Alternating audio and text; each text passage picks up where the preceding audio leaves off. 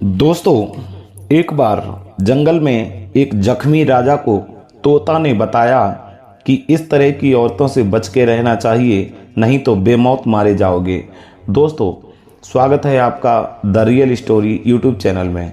दोस्तों, उम्मीद करते हैं कि आप लोग वीडियो को लास्ट तक देखेंगे, तभी वीडियो का पूरा आनंद ले पाएंगे तथा ऐसी ज्ञानवर्धक कहानी को सुनकर ऐसी औरतों से सावधान रह कर के अपने जीवन को बचा सकोगे। तो दोस्तों, शुरू करते हैं। एक बार एक जंगल में जख्मी राजा घोड़ा पर सवार पहुंचता है। एक वृक्ष पर तोता बैठा हुआ होता है। तोता ने राजा को आवाज़ दी कि महाराज, ऐसी औरतों से हमेशा बच के रहना चाहिए, नहीं तो जो पुरुष ऐसी स्त्री के चक्कर में पड़ जाता है वो बेमौत मारा जाता है। तो दोस्तों, उसने बताया कि सुनो महाराज, एक समय एक गांव में एक चोर रहता था। छोटी मोटी चोरी करके अपना जीवन यापन करता था। एक दिन उसने सोचा कि क्यों ना एक बार में ही कोई बहुत बड़ी चोरी की जाए, जिससे कि बहुत सारा धन मिलेगा और जीवन आराम से कटेगा। तो दोस्तों, एक दिन उसने योजना बनाई कि मैं एक दिन राजा के राज्य में नहीं बल्कि राजा के घर में ही कोई बहुत बड़ी चोरी करूंगा। दोस्तों, रात का अंधेरा पाकर वो चोर किसी तरीका से राजा के राजमहल में घुस जाता है। और जैसे ही वो चोर राजा के राजमहल में घुसता है, उसी समय उसने देखा कि जिस महल में चोर जाता है उस महल में राजा सो रहा होता है और पास में उसकी रानी बैठी जाग रही होती है। दोस्तों, चोर पर्दे के पीछे छिप जाता है और सोचने लगता है कि ये रानी भी सो जाए तो मैं इस महल में चोरी करके बहुत सारा धन लेकर के यहाँ से भाग जाऊँ। दोस्तों, वो तोता महाराज को कहानी सुना रहा है और कह रहा है, सुनो महाराज, रानी नहीं सो रही थी, राजा सो रहा था। रानी बार बार बैठी हुई कुछ न कुछ मन में सोच रही थी और इधर पर्दे के पीछे चोर खड़ा हुआ ये सोच रहा था कि किस समय ये रानी भी यहाँ से सोए और मैं यहाँ से अपना हाथ साफ करूँ। दोस्तों, काफ़ी समय हो गया, लेकिन चोर बार बार पर्दे के पीछे से झांक करके देखता कि रानी सो गई है या नहीं। दोस्तों, रानी सो नहीं रही थी, केवल राजा सो रहा था। किसी तरीका से चोर के हाथ से गुलदस्ता छूट जाता है। जैसे ही गुलदस्ता ज़मीन पर गिरता है, आवाज़ आती है तो रानी तुरंत ही तलवार लेकर के सामने पहुंच जाती है। उसने देखा पर्दे के पीछे चोर खड़ा है। उसने कहा, कौन हो तुम? जल्दी से पूरी सच्चाई बताओ, नहीं तो तुम्हारा सर कलम कर दूंगी। सर पर तलवार रखते हुए रानी ने चोर से ऐसा कहा। दोस्तों, चोर ने दोनों हाथ जोड़े और कहा, महारानी मुझे क्षमा कर दो, मैं छोटा मोटा चोर हूँ और अपने बच्चों का पालन पोषण इस तरीक़ा से करता हूँ। मैंने सोचा क्यों ना एक बड़ी चोरी करके अपने बच्चों का लंबे समय तक भरण पोषण करूँ। छोटी मोटी चोरी करके कुछ भी प्राप्त नहीं होता, रोज़ रोज़ चोरी करनी पड़ती है। ऐसा सोचकर आपके महल में घुस आया, लेकिन आपके जगने से मैं चोरी नहीं कर सका। मुझे क्षमा कर दो, आगे से ऐसा कभी नहीं करूँगा। दोस्तों, महारानी ने कहा, चलो ठीक है, मैं तुम पर तरस खा के छोड़ देती हूँ, लेकिन मेरी एक शर्त है, तुमको मेरे साथ रात व्यतीत करनी पड़ेगी, मेरी हर इच्छा पूरी करनी पड़ेगी, तो मैं तुम्हें छोड़ सकती हूँ, नहीं तो मैं तुम्हें जान से मार दूँगी। दोस्तों, चोर ने मन में सोचा कि मेरी तो मौत ही मौत है, अगर इसकी बात मानता हूँ तो भी मौत है और नहीं मानता हूँ तो भी मुझे मरना ही पड़ेगा। दोस्तों, चोर काफ़ी भयभीत था, सोचने लगा कि मैं क्या करूँ, कुछ भी समझ में नहीं आ रहा था। नंगी तलवार हाथ में रानी लिए खड़ी थी। दोस्तों, कोई भी बहाना नहीं बन रहा था। चोर ने महारानी से कहा, महारानी, मैं आपकी बात मानने को तैयार हूँ, लेकिन मुझे लघुशंका लग रही है, अर्थात मुझे पेशाब करके, बाथरूम करके और अभी जल्दी लौट करके आपके पास आता हूँ। रानी ने कहा, ठीक है, जल्दी से जाओ और जल्दी से लौट करके आओ। दोस्तों ये बहाना अच्छा मिल गया चोर को। चोर वहाँ से भाग खड़ा हुआ और महल से नीचे जैसे ही दरवाज़ा क्रॉस यानी कि पार करना चाहा, उसी समय दरवाजे पर लगे हुए पहरेदार ने रोक लिया और कहा, कौन हो तुम, कहाँ से आए हो, रात में महल में घुसने का प्रयास क्यों किया।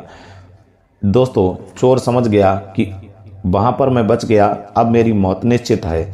उसी समय चोर ने उस पहरेदार को सारी हकीकत बता दी और कहा, मैं एक चोर हूँ और छोटी मोटी चोरी करता था, लेकिन बड़ी चोरी करने के उद्देश्य से आपके महल में घुस गया, और जब मैं महल में चोरी करने का प्रयास किया तो देखा कि राजा सो रहा है, रानी जाग रही है, लेकिन काफ़ी समय इंतजार करने के बाद भी वो रानी नहीं सोई और मेरा हाथ गुलदस्ते पर लग गया, गुलदस्ता गिर गया, जिसकी आवाज़ सुनकर रानी ने आकर के मेरे सर पर तलवार रख दी और मुझसे ये शर्त रखी कि अगर मेरे साथ रात व्यतीत करो, मेरी मनोकामना पूरी करो, तो मैं तुम्हें जिंदा छोड़ सकती हूँ, वरना मैं तुम्हें मार दूंगी। फिर मैं लघुशंका यानी कि पेशाब करने का बहाना करके वहाँ से निकल आया। अब मुझे जाने दो। उसी समय पहरेदार ने कहा कि मैं तुम्हें जाने नहीं दूंगा, मेरी अगर शर्त मानो तो मैं तुम्हें जाने दूंगा। चोर ने कहा, मैं आपकी शर्त मानने को तैयार हूँ, बोलो क्या करना होगा। उसी समय पहरेदार ने कहा कि आपको रानी की बात माननी पड़ेगी तथा रानी से कहकर के उस राजा को मौत के घाट उतारना पड़ेगा। अगर ऐसा करते हो तो मैं तुम्हें जिंदा छोड़ूंगा, नहीं तो मैं तुम्हें मार दूंगा। दोस्तों चोर समझ गया कि अब मौत दोनों तरफ से यहाँ भी है, मैं इसकी बात मानता हूँ तो भी मुझे मरना ही पड़ेगा, क्योंकि रानी मुझे मार देगी, और नहीं मानता हूँ तो ये मुझे मार देगा। दोस्तों उसी समय चोर सोचने लगा कि मुझे मरना ही है तो फिर क्यों ना मैं थोड़ा आनंद लेकर के ही मरूं।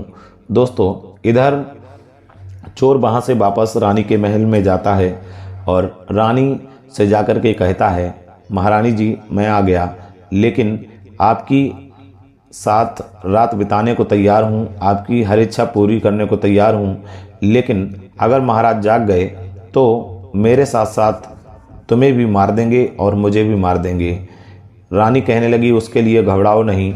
लेकिन चोर कहने लगा, महारानी अगर हमारे साथ रात ही व्यतीत करनी है और मेरे साथ आनंद ही लेना है तो एक काम करो, महाराज को अपने हाथों से ख़त्म कर दो। रानी कहने लगी, बस इतनी सी बात, अभी ख़त्म कर देती हूँ। रानी हाथ में तलवार लेकर और सोते हुए अपने पति पर हमला कर देती है, जिससे कि महाराज का सोते समय ही उसने वध कर दिया। सारे महल में, पूरे महल में खून ही खून, और रानी के कपड़ों पर भी खून लग गया। दोस्तों इधर तो रानी अपने पति का कत्ल करती है और इधर चोर को मौका मिल जाता है, चोर वहाँ से भाग जाता है। दोस्तों इधर किसी तरह से चोर उस महल से बाहर निकल गया और रात व्यतीत हो गई। जैसे ही सुबह होता है, रानी ने मन में सोचा कि मैं तो कहीं की नहीं रही, पति को भी मार दिया और वो चोर भी हाथ से निकल गया, मन की इच्छा मन में रह गई, अब क्या करना है। दोस्तों उसने सारे राज्य में ये सूचना करवा दी कि मैं अपने पति के साथ सती हो जाऊंगी, जिससे कि उसकी करनी का किसी को आभास ना हो। दोस्तों इधर राजा का अंतिम संस्कार होना था, सारी तैयारियां हो चुकी थीं और राजा की चिता सजाई जा रही थी। रानी भी पास में बैठी थी और सभी लोग एक एक करके आते और उस चिता पर एक एक लकड़ी रख करके चले जाते। दोस्तों सबसे लास्ट में उस पहरेदार का नंबर आया जो लकड़ी लेकर के उस चिता पर रखने गया। दोस्तों उस पहरेदार ने इशारे से महारानी से कहा, महारानी महाराज को आपने मारा है या उस चोर ने। दोस्तों महारानी समझ गई कि हमारे और चोर के रहस्य का पता लगता है इस पहरेदार को भी है। उसी समय महारानी ने कहा, पहरेदार अगर तुम्हें इस बात का पता चाहिए, इस बात की जानकारी चाहिए और उस कातिल का नाम चाहिए तो एक काम करो, यहाँ से दूसरे जंगल में चले जाओ जहाँ पर एक बूढ़ी माताजी रहती हैं एक आश्रम में, तो वो इस सवाल का जवाब देंगी आपको। दोस्तों उसी समय वो पहरेदार वहाँ से जाता है, चलते चलते चलते चलते दूसरे जंगल में एक आश्रम में पहुँच जाता है और आश्रम में जाकर के आवाज़ लगाता है तो वहाँ से एक बूढ़ी माता निकल करके आती हैं, बूढ़ी साध्वी निकल करके आती हैं। प्रणाम करता है पहरेदार और कहता है कि मैं दूसरे राज्य से आया हूँ और मुझे अपने महाराज के कातिल के बारे में जानना है।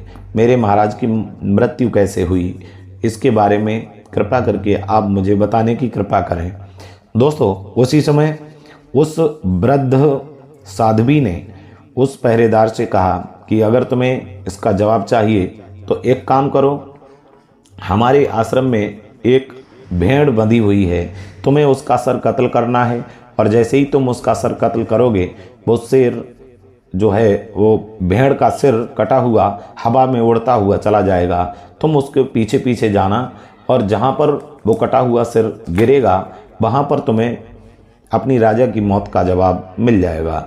दोस्तों, पहरेदार ने आगे बढ़कर के भेड़ का सर कत्ल कर दिया और जैसे ही सर कट करके गिरा, शेर हवा में उड़ता हुआ चला गया। अब हवा में उड़ता हुआ कटा हुआ सर जा रहा है और इधर पीछे पीछे पहरेदार भागता जा रहा है। भागते भागते भागते भागते एक बियावान जंगल में ये लोग पहुंचते हैं। तो उस बियावान जंगल में क्या देखा, एक बड़ा पुराना एक खंडहर पड़ा हुआ है। उस खंडहर में जाकर के सर गड़ता है और वहीं पर जब पहरेदार पहुंचता है तो वहाँ पर एक बहुत बड़े दानव की बड़ी ही सुंदर बेटी रहती थी, जो कि देखने में बड़ी प्यारी लगती थी। उसने ही जैसे ही पहरेदार को आता हुआ देखा, तुरंत ही उसने पहरेदार को अपने पास बुलाया और कहा, कौन हो तुम, यहाँ आने की कोशिश कैसे की? हमारे पिता बहुत बड़े दानव हैं जो कि यहाँ पर किसी को आने नहीं देते, जो भी आता है पिताजी उसका भक्षण कर जाते हैं। तो तुम कौन हो और किस लिए आए हो? उसने बताया कि मेरे राजा की मृत्यु हो गई है। मेरे राजा को किसने मारा, इसका जवाब ढूंढते हुए मैं यहाँ तक आ पहुँचा। दोस्तों, इधर धीरे धीरे रात व्यतीत होने वाली थी, सुबह होने वाला था और जैसे ही सुबह होने वाला था उस लड़की ने समझा कि रात में मेरे पिताजी बाहर रहते हैं, सुबह होते आ जाते हैं, तो अब मैं इस प्राणी का क्या करूं? उसी समय उस सुंदर स्त्री ने, जो कि बड़ी ही जादूगरनी थी, उसने उसी समय उस पहरेदार को मक्खी बना लिया और मच्छर बनाने के बाद दीवार में चिपटा लिया। जैसे ही दानव आता है तो दानव कहता है, बेटी मुझे यहाँ पर किसी प्राणी की गंध आ रही है और कौन आया था यहाँ, या इस समय कौन यहाँ पर छुपा हुआ है? बेटी ने कहा कि पिताजी यहाँ पर कोई भी दानव और कोई भी मानव नहीं आ सकता, क्योंकि आपके भय से सभी डरते हैं और आप पता नहीं क्या खा खा करके आए हो सकता है आपके मुँह से ही कुछ ऐसी दुर्गंध आ रही होगी। उसने किसी की बात चलने नहीं दी। रात व्यतीत होती है, सुबह होते ही वो दानव फिर चला जाता है और वो लड़की जो है जादूगरनी उसको दोबारा पहरेदार बना देती है। उसके हुस्न के जाल में वो पहरेदार पड़ गया और उससे धीरे धीरे प्रेम करने लगा। राजा की मौत का रहस्य जानने गया था, वो सारी बात भूल गया। लड़की बहुत सुंदर थी, उसके हुस्न के जाल में फंस गया। दोनों एक दूसरे से प्रेम करने लगे। दोस्तों, काफ़ी समय हो गया वो जादूगरनी ऐसा ही करती। रात में जब उसका पिता बाहर जाता तो उसको पहरेदार बना करके उससे खूब मौज लूटती और उससे प्यार करती, और जैसे ही सुबह होता उसका पिता दानव आने की जब उसे आहट मिलती, तुरंत ही उसको मच्छर बना के दीवार में चिपका देती। एक दिन जब काफ़ी समय हो गया तो पहरेदार रात में जब उसके हुस्न के जाल में पड़ा हुआ था तो किसी तरह चकमा देकर बाहर निकल करके वहाँ से भाग आता है और अपने घर पहुँच जाता है। अपने बच्चों को देखकर बहुत खुश होता है, सोचता है कि मैं किसके चक्कर में पड़ गया था। दोस्तों, कई महीने व्यतीत होने के बाद जब उसको महाराज की मौत का बदला, उसका रहस्य नहीं जान पाया और फिर एक दिन उसको उसी जादूगर लड़की की याद आती है। धीरे धीरे करके उसकी यादों में खोने लगा। पहरेदार सोचने लगा कि वो जादूगरनी कितनी सुंदर थी, उसका प्रेम और कितना पवित्र था, कितनी चाहत थी, लेकिन मैं उसे रात में धोखा देके भाग आया। एक बार फिर उससे मिलने की उस पहरेदार ने चाहत जगाई और उस प्रेमिका से मिलने के लिए वो पहरेदार दोबारा से उस जंगल में जहाँ वो वृद्ध साध्वी रहती थी, बूढ़ी माता रहती थी, उसके पास जाता है और कहता है, हे वृद्ध माता, मुझे उसी जगह पहुँचा दो जहाँ आपने पहले मुझे पहुँचाया था, क्योंकि वहाँ पर एक बड़ी ही सुंदर स्त्री रहती है जो मुझसे प्रेम करती थी और मैं भी उससे प्रेम करने लगा था, लेकिन मैं उसको धोखा दे करके चला आया। अब मुझे दोबारा उससे मिलना है। उसी समय वृद्ध माता ने कहा कि उस समय मेरे पास एक भेड़ थी जिसका सर आपने काटा था, अब तो कुछ है नहीं। अगर तुम्हें उससे मिलना है तो एक काम करो, तुम अपने पुत्र को लेकर के मेरे पास आओ। तो पहरेदार फिर अपने घर पर जाता है और अपने पुत्र को लेकर के आश्रम में जाता है और उस वृद्ध माता से कहता है, माता, मैं अपने पुत्र को ले आया, अब मुझे उसी जगह पहुंचा दो जहां आपने पहले पहुंचाया था। उसी समय वृद्ध माता ने कहा कि हे पहरेदार, अगर आपको उसी जगह जाना है तो आप मेरे आश्रम में कुछ और तो है नहीं। अब जैसे आपने उस दिन भेड़ का सर काटा था, ऐसे ही आज अपने पुत्र का सर काट दो तो ये सर उड़ता हुआ वहाँ तक पहुँचा देगा। दोस्तों, इधर जैसे ही पहरेदार ने अपने पुत्र का सर काटने के लिए तलवार चलाई, वृद्ध माता ने आवाज़ लगाई, ठहरो, या ये क्या कर रहे हो। उसी समय पहरेदार कहने लगा कि आपने मुझे क्यों रोक दिया, मुझे तो वहीं जाना था जहाँ मेरी प्रेमिका रहती है। वृद्ध माता ने उस पहरेदार से कहा, बस पुत्र का वध नहीं करना है, यही तुम्हारे प्रश्न का उत्तर है जो पहले तुम लेकर के आए थे। पहरेदार कहने लगा, मैं समझा नहीं। तो वृद्ध माता ने कहा, हे युवक, तुम्हारे महाराज का कत्ल ना तो रानी ने किया है और ना उस चोर ने किया है। तुम्हारे महाराज का कत्ल इसी अय्यासी और इसी पर पुरुष को चाहने की कोशिश ने किया है। अर्थात जो स्त्री अपने पति से प्रेम नहीं करती, दूसरे पुरुष से प्रेम करती है, ऐसी चरित्रहीन स्त्री अपना या अपने घर का या अपने परिवार का विनाश करती है।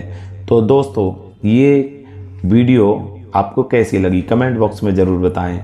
इस वीडियो में इतना ही, मिलेंगे एक नई वीडियो के साथ, नई खबर के साथ अगली वीडियो में। तब तक के लिए जय श्री राम।